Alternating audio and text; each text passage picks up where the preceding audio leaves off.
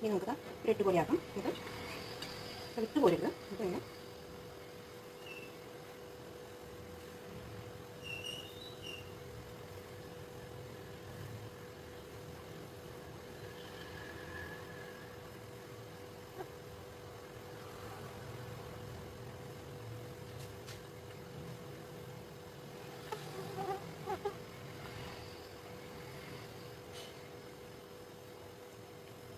ഇങ്ങനെ ആക്കി കൊടുക്കാം.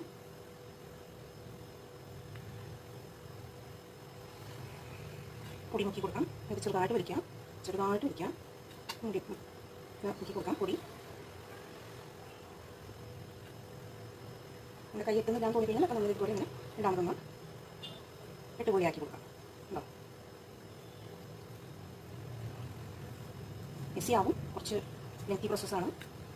പക്ഷേ നമുക്ക് നമ്മുടെ വീട്ടിലുണ്ടാക്കിയ നല്ല സ്വാദിഷ്ടമായ സോൻ പാപ്പടി കഴിക്കാം. കലർപ്പൊന്നുമില്ലാത്ത സോൻ പാപ്പടി.